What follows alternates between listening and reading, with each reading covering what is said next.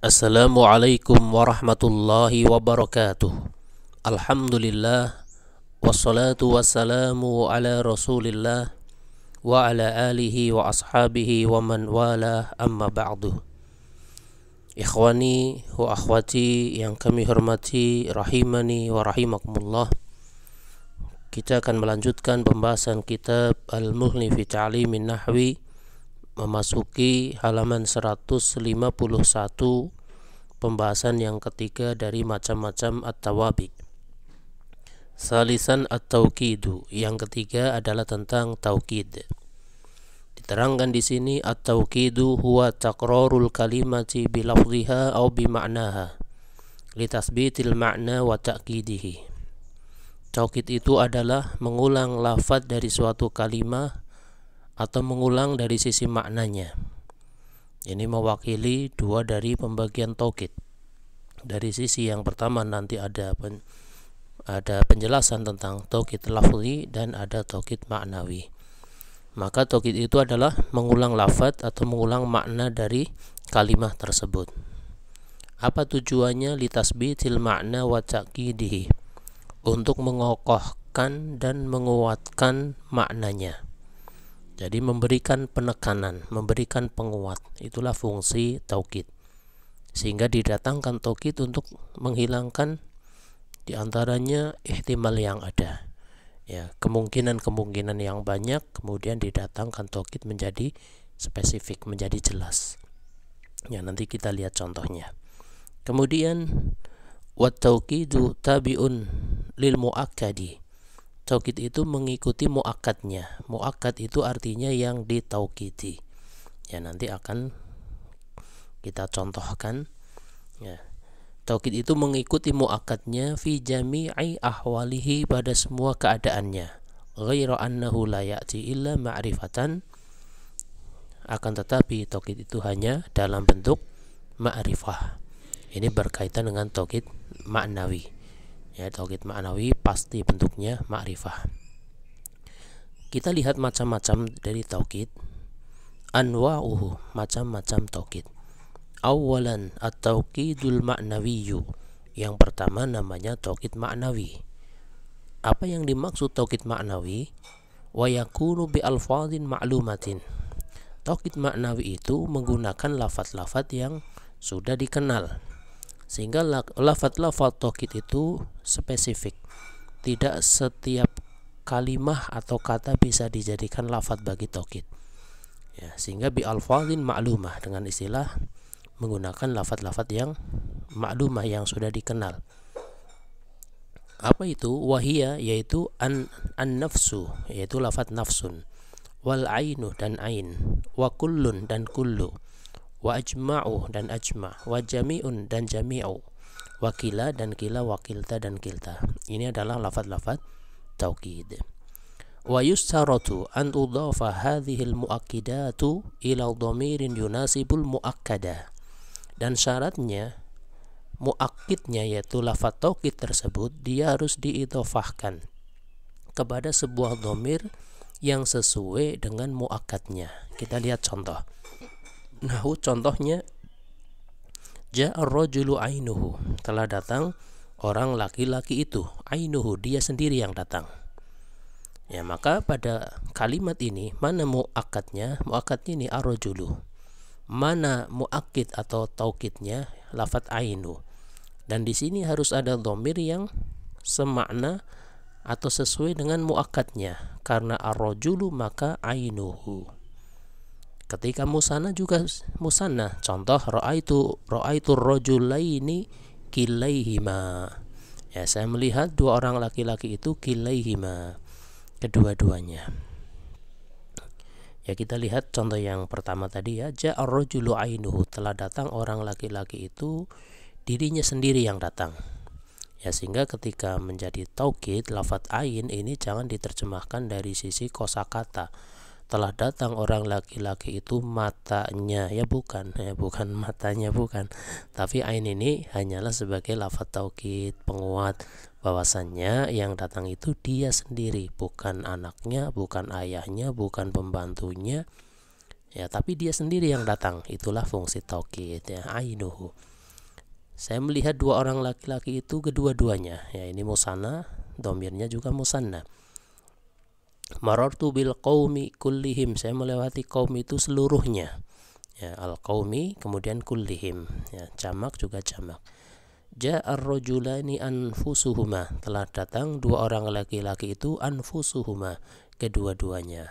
Nah, di sini menggunakan taukidnya bentuk jamak.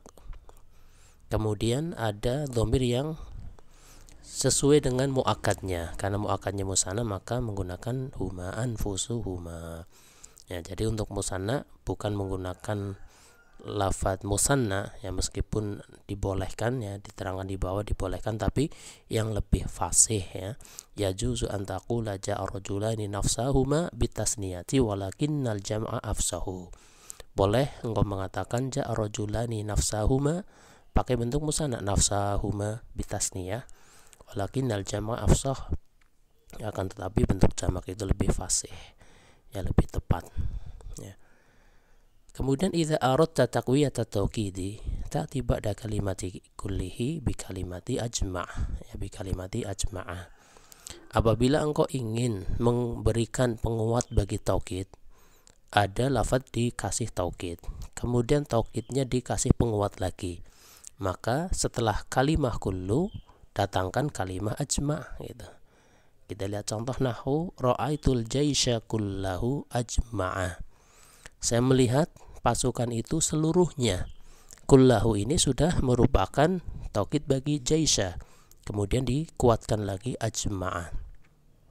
Sirtu bil qaumi kullihim ajma'ina. Saya menggerakkan kaum itu seluruhnya. Ya, kullihim ini sudah taukid bagi kaum, dikasih penguat lagi yaitu ajma'ina. Ya, karena kullihim ini adalah jar, maka bentuknya jar juga. Ya. Ja'atil qabilatu kulluha jam'a'u. Ya, ketika muannas juga menggunakan yang muannas. Ya, ketika muannas menggunakan bentuk yang muannas juga. Yaitu ja'atil qabilatu, kabilah itu telah datang, kulluha seluruhnya, jam'a'u semuanya. Ya, muannas maka dhamirnya muannas. Nah, wa minhu qaulu ta'ala, sebagiannya adalah firman Allah Ta'ala, sebagian contohnya bisa dilihat fasajadal malaikatu kulluhum ajma'una.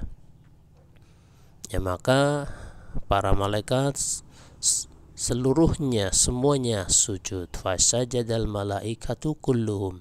Kulluhum taukid bagi al malaikah, diberi penguat lagi ajma'una. Ya, ketika rofa juga rofa. Itulah taukid yang pertama, namanya taukid apa tadi? Taukid maknawi. Kita lihat yang kedua, at-taukidul lafzi. Tsaniyan at-taukidul lafziyu wa yakunu bi taqraril lafzi nafsihi. Yang kedua adalah taukid lafzi, yaitu dengan mengulang lafaz itu sendiri. Ya, ini lebih mudah, tinggal diulang saja lafadznya, maka itu sudah menunjukkan penguat. Ya, nahwu contoh Allah fi ashabi. Ya, Allah yang kedua ini merupakan taukid bagi lafaz jalalah Allah yang pertama. Takutlah kepada Allah, benar-benarlah engkau takut kepada Allah dalam mensikapi atau mengenai sahabat-sahabatku.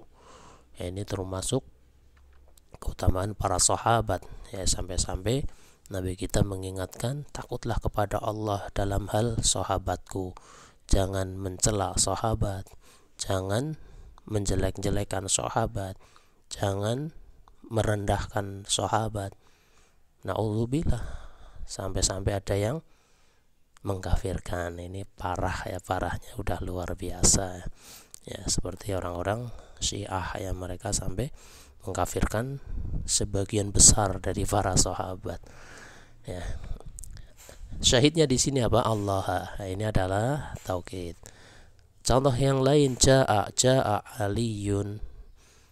Ali telah datang. Akan tapi diberi taukid, benar-benar Ali telah datang gitu. Ulang aja lafadznya, ja'a aliyun. benar-benar Ali telah datang. Lan uhmila fi durusi, benar-benar saya tidak akan menyepelekan pelajaranku. Di sini ada pengulangan ya, hurufnya diulang, lan. Kalau tadi fiilnya diulang, kalau ini isimnya diulang.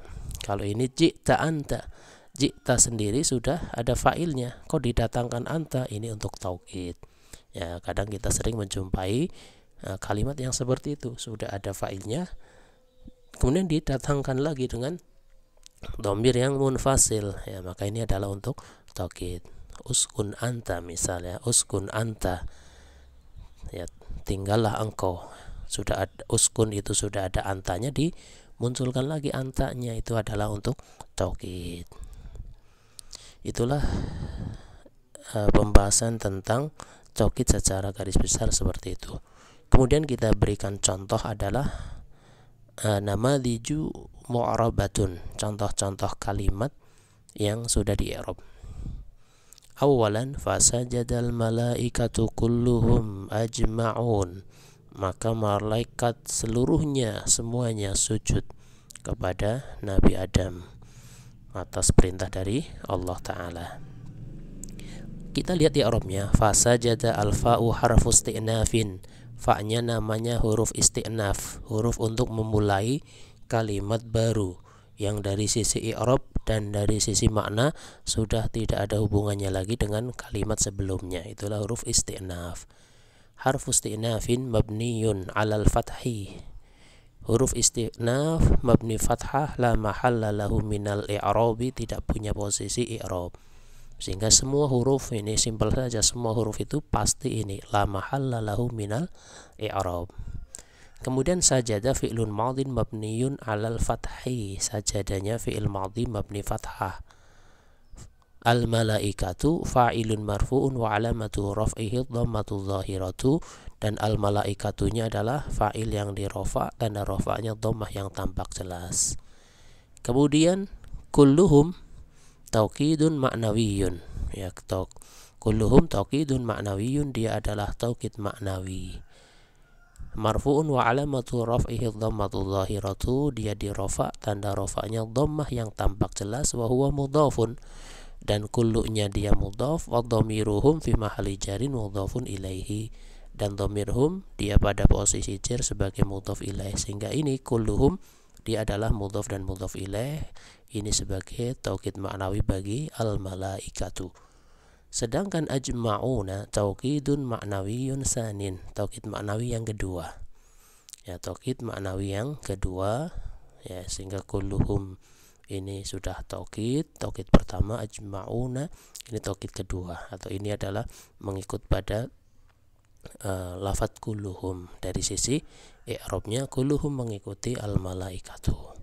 Ya, ala kulli hal ajma'una taukidun ma'nawiyun sanin, dia taukid maknawi yang kedua. Marfu'un wa alamatu raf'ihil wawu, dia di rafa dan tanda rafa'nya adalah wawu. Ya, ini cara mengi'rab taukid yang keduanya. Kemudian kalimat kedua al-ikhlasa, al-ikhlasa fil amali. Ini bentuk ihra, al-ihra, yaitu memberikan motivasi, anjuran. Berikhlaslah, benar-benar kamu harus ikhlas di dalam setiap amalanmu. Al-ikhlasa yang pertama, ya, maf'ulun bihi mansubun wa alamatun nasbihil fathatu dhahiratu. Al-ikhlasa adalah maf'ul bih yang dinasab, tanda nasabnya fathah yang tampak jelas. Wa fi'luhu mahdhufun wujuban takdiruhu ilzam, dan fi'ilnya itu dibuang dan wajib ditakdirkan fi'il ilzam. Ikhlasa berarti ilzamil ikhlasa, ya, tapi tidak dizahirkan, ya, dia di mahdhuf atau dibuang dan wajib, ya, sehingga ketika ada al-ikhlasa, dia maknanya ilzam al-ikhlasa, ya, ikutilah, tetaplah kamu selalu ikhlas dalam setiap amalanmu. Al-ikhlasa yang kedua taukidun lafziyun mansubun wa alamatu nasbihil fathatu dhahiratu, dan al-ikhlasa yang kedua dia adalah taukid lafzi dinasab dan tanda nasabnya adalah fathah yang tampak jelas. Itulah gambaran cara mengi'rab taukid, dan sering kita sampaikan untuk bisa lancar mengi'rab ya dihafalkan. Bagi yang merasa belum lancar, hafalkan ya, tinggal dihafalkan ini cara mengi'rabnya. Nanti kalau sudah sering, maka insya Allah akan terbiasa mengi'rab. Bagi yang sulit menghafal, caranya apa? Baca berulang-ulang ya, dibaca ulang itu, nanti tahu-tahu sudah hafal sendiri, insya Allah seperti itu. Demikian ikhwani wa akhwati yang kami hormati, rahimani wa rahimakumullah, yang bisa disampaikan pada kesempatan kali ini. Atas kesalahan kekurangan Anda minta maaf yang sebesar-besarnya. Wallahu a'lamu bishawab. Subhanakallahumma wa bihamdika asyhadu an la ilaha illa anta astaghfiruka wa atubu ilaik. Wassalamualaikum warahmatullahi wabarakatuh.